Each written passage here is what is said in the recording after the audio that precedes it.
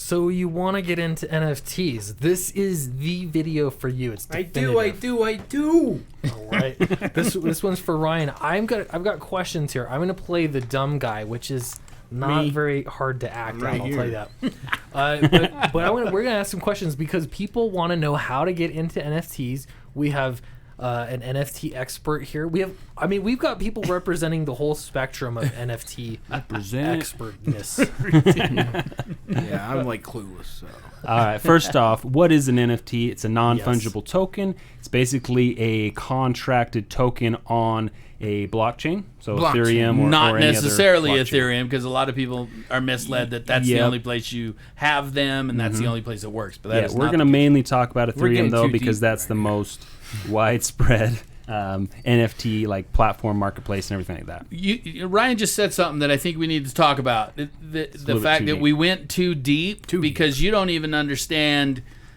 An NFT has to be connected to a blockchain that is a crypto. It's not its own blockchain. It is connected to a certain kind of crypto, right? Right, Darian? Am I explaining that correctly? So maybe that's something we need to start with to understand why an NFT even is a non-fungible token and what that means. It is connected to a cryptocurrency. Right. So Bitcoin was created and there was blockchain technology that was built on it. So it was like encrypted transactions, which was awesome. But then Ethereum was created and that was like an internet of blockchains. You could build stuff on top of it. You could build using that same software, but building, they're called smart contracts on top of that software, which act as their own cryptocurrency.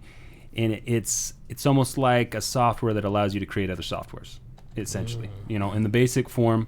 And any smart contract token, like an NFT, is one of those smart contracts that's built on that. It's a software built on top of software. So it's basically just inside the blockchain that's already running, that's taking care of the crypto.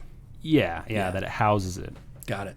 And so these NFTs are they're tradable, they're transactable, you can program things into them. A lot of different coins are built on Ethereum, but a lot of NFTs are built on Ethereum too. And thinking on our normal world, basically they're just a contract, correct? It is just a written contract of information that this is what this is, correct? Yeah, just like a contract you would have anywhere else in the real world. Yeah, it's a piece of code that doesn't change, and that's one beauty of blockchain is if It's somebody even writes better that than a code, regular contract. Yeah, if you somebody can't writes white that code, then it can't change. You can't change. There's no central point of failure. Nobody can go in and change that code. It does what it does, and that's all it does. And that's a beautiful thing because nobody can get in and say, oh, we're shutting it down. We're shutting down your bank account. We're shutting down this, shutting down the NFTs. They cannot. It is on a decentralized platform that is unchangeable. No one can shut it down. So here's a noob question, because I know that a noob might ask this because I did. So a lot of people are coming to watch this video because they've heard that there's a lot of gold in them thar hills, essentially. And they're coming because there's money involved. Some NFTs are worth money. Some NFTs are worth nothing. Bobby knows about that one. I know about how they're worth nothing because I have so many of them. They're worth nothing. They get addicting, man. Oh my gosh. So the reason that some of them are worth more money is one, because there's hype or community or a lot of people that are involved in that one. And then two, the utility that's built behind it, what it can be used for, what that contract actually gives you. This gets so confusing to me and so gray area. I've been told, utility, it's all about the utility. But utility is this ubiquitous, weird, funky, blobby thing out there that could mean anything. It means connected to a game. It means connected to a weird coin that they made. Dude, yeah, that's the beautiful thing, and we made a video about it with Mike Miller. He talked about how NFTs are like a piece of paper. Whatever you write on that is what gives it value. So if there's money printed on that paper, if there's a house deed that's printed on that paper, that gives it more value. But the NFT itself is not valuable. It's what's created with that NFT. It's what's utilized. Yeah, that you can put art to it, but the thing about NFTs is it's like a binder of papers. Yeah. The first one could be the photograph that emotionally attaches you to it. The second one could be a house deed. The third one could be a token launch. You can have so many layers to it, and you can continuously build on top of that one NFT. So how do we get started? So this is just a proof that this thing is not going anywhere. So I'm convinced. How do I freaking do this? How do I buy one? How do I get one? All right, first off, you're going to want to basically onboard your money one of two ways. You can use a centralized exchange like Gemini or Coinbase. There's or a ton of them out Binance.us. there, yes. There are a ton of them. You just Don't look talk up about Coinbase. Crypto exchange. Yeah, right? crypto Could you just look exchange. up, but the legit ones for sure, Gemini, There's some of the top Coinbase, exchanges, and Binance. And you'll are have to do for your KYC, which is know your customer. You're going to have to put in all your information, jelly, your social not the security jelly. number. You're going to have to put in everything in there. So, yeah, some peanut butter and jelly on there, now, too. if that seems too complicated, there's a little easier way to do this There now. is, yeah. So you can download a MetaMask. This is going to be your second step. If the first step is onboarding your money into the centralized exchange, you're First of all, going to want to put your sorry money to stop onto a you. MetaMask. Sorry. What's the whole thing with Meta? Why? What is Meta? Meta this, Metaverse, Meta. Your screen's frozen. I'm frozen again? Gosh dang it.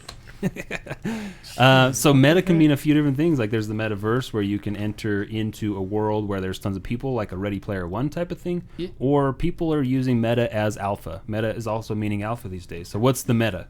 What's the next thing? What's the cool thing happening? What's the alpha, right? Oh, okay. So that is something that people use these Go to days. MetaMask. Yeah, MetaMask was just created before So a there lot of are this hype. other ways to do it. We're going simple. MetaMask is what would you say most people use MetaMask? Because I do know there are other wallets. So MetaMask is a wallet, correct? Yep, But yep. what makes it different? And when we say wallet, that is a place where you keep your crypto, correct? Yeah, this one is a decentralized wallet. Means nobody controls it. No one controls it. If you have your seed phrase and your password, you're the only one that Seed phrase. controls it, and no one can touch it. So let's get into the seed phrase. This is one of the easiest accounts to get. Like starting a bank account is hard. Starting a MetaMask is easy as crap.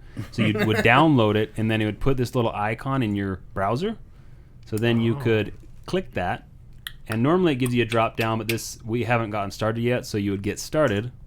Boom, you can import one if you already have the MetaMask on a different computer, or you can create a wallet. Easy peasy. You agree to their terms. Oh, that's a whole other episode. Go ahead and put in a password. Johnny Appleseed 33778910. You got to remember it twice. Yeah. I'll stop. So talking the it gets important easier. this is you have to have this. If you wanted to go buy an NFT tomorrow, you could just right after this video, you just go to MetaMask and download this extension, and you're halfway there, right? Yep. So after you put in this password, you're going to the next. You're obviously going to want to click the I agree to the terms there, and then you click What's continue. the deal? It's not copying and pasting. Oh, that's okay. Probably.